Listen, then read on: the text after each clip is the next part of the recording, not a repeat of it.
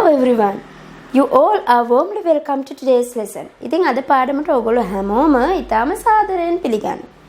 ඉතින් English course එකක් විදියට කරන්න ආරම්භ කළ මේ පාඩම් මාලාවේ ඊළඟ පාඩම. එහෙම නැත්නම් ඊළඟ lesson එකත් එක්ක තමයි අද ඔයගොල්ලෝ මේ එකතු වෙලා ඉන්නේ. ඉතින් අපි මේ වෙනකම් කළ පාඩම් අනුපිළිවෙලින් ඔයගොල්ලෝ බැලුවා නම් අද අපි ඉගෙන ගන්න යන්නේ ඒ අනුපිළිවෙලට එන පාඩමේ ඊළඟ පාඩම. ඒ තමයි has have. ඉතින් අපි අද පාඩමෙන් කතා කරමු කොහොමද sentence එකක් තුළ මේ has have හරියට පාවිච්චි කරන්න කියලා. ඉතින් මෙන්න මේ has have කියන වචන වල භාවිතයන් රසක් තියෙනවා. නමුත් අද මේ lesson එකෙන් අපි කතා කරන්න යන්නේ මෙන්න මේ has have වල මූලික භාවිතයක්. ඒ කියන්නේ මූලික වශයෙන්ම අපිට නැතුවම බැරි අවස්ථාවක් ගැන. right? මේ has have අපිට use කරන්න පුළුවන් කාට හරි පුද්ගලයෙකුට හරි දෙයකට මොනවා හරි දෙයක් හරි තවත් පුද්ගලයෙක් හරි අයිතිව තිබෙනවා. එහෙම නැත්නම් කාට හරි තව දෙයක් හෝ තව කෙනෙක්ව අයිතියක් ප්‍රකාශ කරන්නට. සරලවම කියනවා නම් යම්කිසි නාම පදයකට තවත් මොනවද අයිතිව තියෙන්නේ. අයිතිව තියෙන දෙයක් ගැන කතා කරන්න. ඕගොල්ලන්ට මේව example sentences කතා කරනකොට පැහැදිලි වෙයි. අපි බලමු. subject එකකට පස්සේ අපිට has have එකතු කරන්න පුළුවන්. මේ බලන්න. subject එකකට present tense නම් අපි ප්‍රකාශ කරන්න යන අදහස ඒ කියන්නේ වර්තමාන කාලයෙන් නම් has හෝ have use කරනවා. ඒ වගේම අපි express කරන idea එක past tense වලින් නම් තියෙන්නේ. ඒකට අපි use කරන්න වෙන්නේ had. සිටියා තිබුණා වෙනවා එතකොට නේද? right. ඊළඟට අපි express කරන අපි ප්‍රකාශ කරන idea එක future tense නම් අනාගත කාල නම් අපිට use කරන්න වෙන්නේ will have. සිටීවි තිබේවි කියන අදහස ගන්න. එතකොට මෙන්න මේ present tense past tense සහ future tense කියන ආකාර තුන subject එකත් එක්ක කොහොමද හැසිරීම වෙනස් වෙන්නේ මේ තුන් දෙනාගේ. present tense වලදී has have පාවිච්චි කරනවා ඉන්නවා තියෙනවා කියන්නේ past tense වලදී සිටියා තිබුණා කියන්නේ had පාවිච්චි කරනවා සහ future tense වලදී සිටීවි තිබේවි කියන්නේ will have use කරනවා. මේකනි සමරිය. right. එතකොට මෙන්න මේ වචන ටික subject එකත් එක්ක කොහොමද යාගේ හැසිරීම depend වෙන්නේ. ඒක අපිට present tense වලදී විතරයි අපිට ඒක කියන්නේ choice එකක් කරන්න තියෙන්නේ මේකේ. මොකද past tense වලදී අපිට තියෙන had විතරයි සහ future tense වලදී තියෙන will have විතරයි. present tense වලදී විතරයි නේද has have කියලා දෙකක් තියෙන්නේ.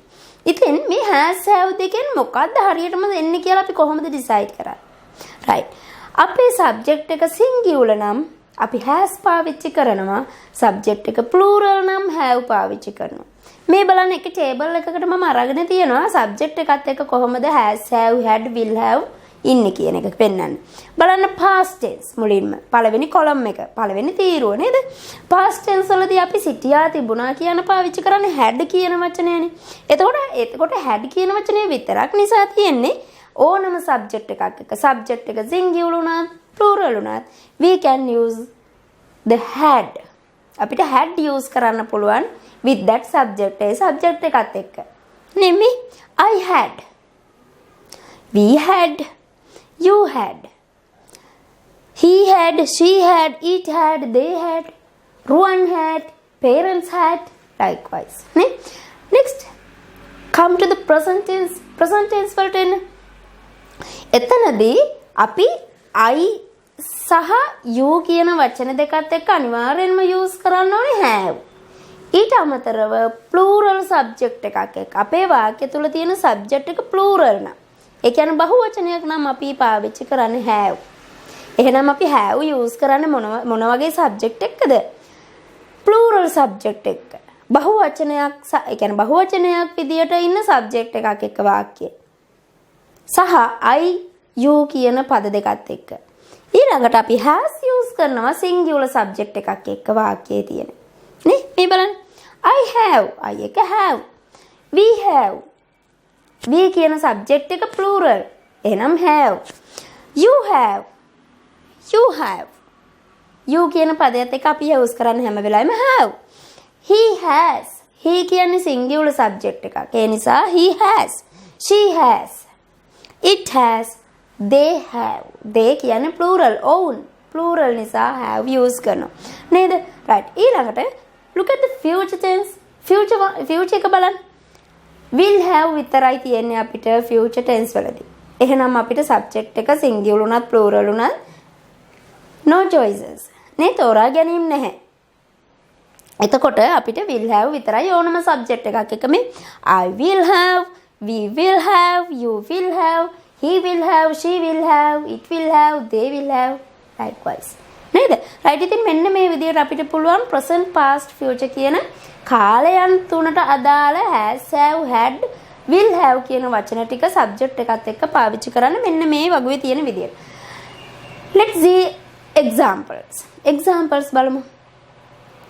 I have taken the noun bottle for these examples. මම bottle කියන noun එක අරගෙන තියෙනවා මේ examples එකට. බලන්න. මට බෝතලයක් තියෙනවා. බලන්න අන්න අයිතියක් නේද ප්‍රකාශ කරේ. නේ? තියෙනවා. බෝතලයක් තියෙනවා. කාටද තියෙන්නේ? මට. මට බෝතලයක් තියෙනවා. අන්න බෝතලේ අයිතිය කාටද? මට. මගේ යේ බෝතලය.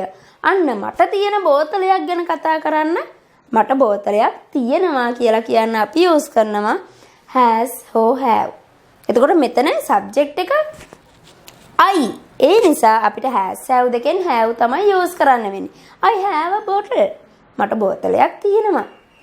ඊළඟට බලන්න past tense වාක්‍යයකේ මට බෝතලයක් තිබුණා. past tense තිබුණා. නේද? අතීතයේදී මට බෝතලයක් අයිතිව තිබිලා තියෙනවා. මට බෝතලයක් තිබුණා. I had a bottle. මෙතනදී past tense වලදී had කියන වචනේ විතරයි අපිට තියෙන්නේ. තිබුණා කියන්න. ඒ නිසා අපිට වෙන selection එකක් කරන්න නැහැ. I had a bottle. මට බෝතලයක් තිබුණා. ඊළඟට බලන්න next look at the future tense example. අනාගත කාල example එක බලන්න. මට බෝතලයක් තිබේවි. අනාගතයේදී මට බෝතලයක් අයිතිව තිබේවි. නේ? මට බෝතලයක් තිබේවි කියන්නේ අනාගතේ මට බෝතලයක් අයිති වේවි. කියන එකනේ. right. එතකොට I will have a bottle. මට බෝතලයක් තිබේවි. නේ? right. මේ බලන්න තව example එකක් subject එක වෙනස් කරලා තියෙනවා we කියලා. මේ අපිට බෝතල් තිබෙනවා. We have bottles. අපිට බෝතල් තිබුණා. We had bottles. අපිට බෝතල් තිබේවි. future tense. We will have bottles. නේ?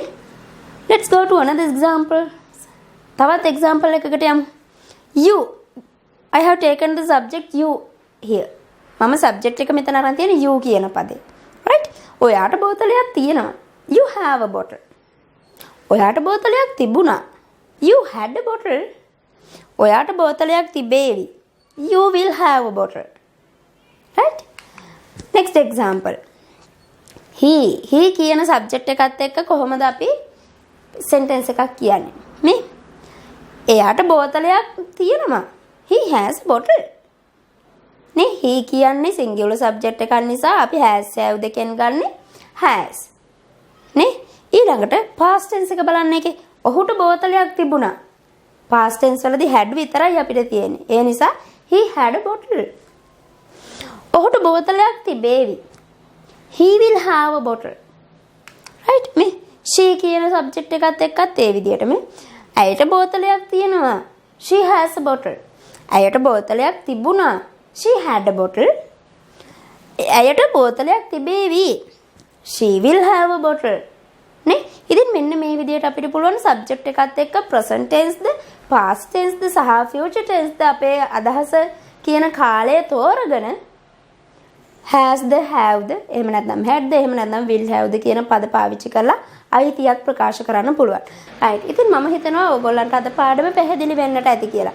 ඉතින් නැවතත් අපේ පාඩම් මාලාවේ ඊළඟ පාඩමෙන් ඔයගොල්ලන්ව හමු වෙන බලාපොරොත්තු වෙන අදට අපි ඔයගොල්ලන්ගෙන් සමුගන්නවා.